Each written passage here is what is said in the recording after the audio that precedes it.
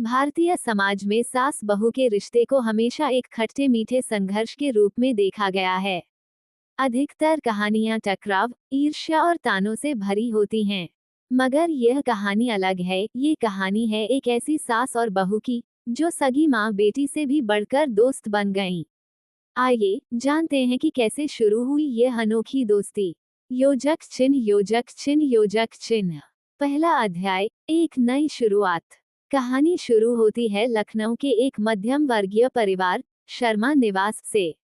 घर के मुखिया थे रामप्रसाद शर्मा, उनकी पत्नी मीरा शर्मा और इकलौता बेटा अमित।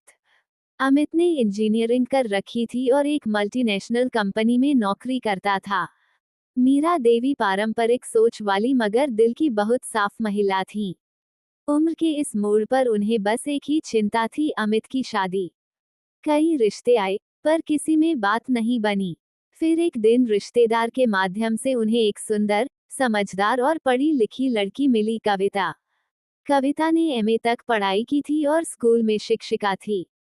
मीरा ने पहली ही मुलाकात में उसे पसंद कर लिया। शादी हुई, ढोल नगाड़ों के साथ बहू आई घर। योजक चिन्ह, योजक चिन्ह, योजक चिन्ह। दूसरा अध्याय, आरंभिक झिझक। शादी के पहले कुछ हफ्ते सामान्य रहे।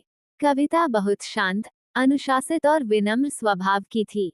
मगर मीरा देवी को लगता कि बहू उनसे थोड़ी कटी कटी रहती है।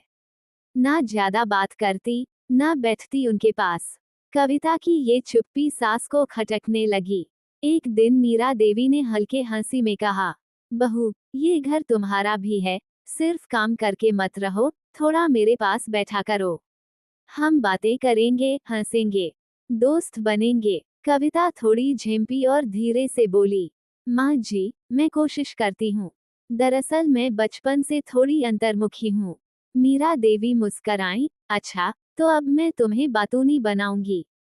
योजक चिन्ह, योजक चिन्ह, योजक चिन्ह। तीसरा अध्याय, पहली हंसी। एक दिन कविता की तबीयत थोड़ी खराब हो गई। मीरा देवी ने ऑफिस से लौटते ही सारा काम खुद संभाल लिया। चाय बनाकर बहू के कमरे में ले गईं। बहू, मैंने अदरक वाली चाय बनाई है, पीकर देखो। इसने तो तुम्हारे बाबूजी की जुकाम की छुट्टी कर दी थी, मीरा हंसते हुए बोली। कविता हंसी रोक नहीं पाई। मीरा ने पहली बार उसे खुलकर हंसते देखा। उस दिन कविता को एहसास हुआ कि मीरा देवी सिर्फ एक सास नहीं, एक बहुत प्यारी इंसान है।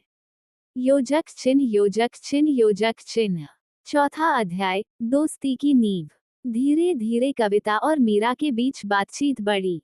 अब वे साथ बैठकर टीवी देखती, किचन में नए नए व्यंजन बनाती और एक दूसरे की पसंद नापसंद समझने लगी।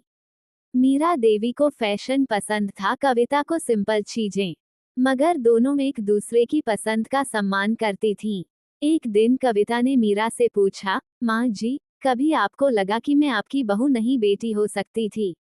मीरा ने कविता का हाथ पकड़कर कहा, नहीं बेटी, मुझे हमेशा लगता है तू मेरी बेटी ही है, जिसे भगवान ने शादी के बहाने मुझे वापस भेजा है। उस दिन कविता की आंखों में आंसू थे। दोस्ती की यह डोर अब मजबूत हो चुकी थी। योजक चिन्ह, योजक चिन्ह, योजक चिन्ह। पांचवा अध्याय, जब सास बनी कवि मित्र। मीरा देवी को पुराने फिल्मी गाने बहुत पसंद थे। कविता को कविता लिखने का शौक था। एक दिन कविता ने एक छोटी सी कविता मीरा को सुनाई। ग्रेटर देन सास नहीं, माँ सी लगती है। उसकी डांट भी मीठी लगती है। हर सुबह उसकी पूजा में घर की सारी बुराई मिटती है। मीरा चौंकी, तूने ये मेरे लिए लिखी? कविता ने मुस्कराकर कहा, हाँ माँ जी, मेरी प्रेरणा आप हो। उस दिन से मीरा उसे प्यार से मेरी कवि मित्र कहने लगी। योजक चिन्ह, योजक चिन्ह, योजक चिन्ह। छठा अध्याय, दुनिया की बातें। पड़ोस की महिलाएं आश्चर्य करती कि मीरा और कविता इतनी घुली मिली कैसे हैं।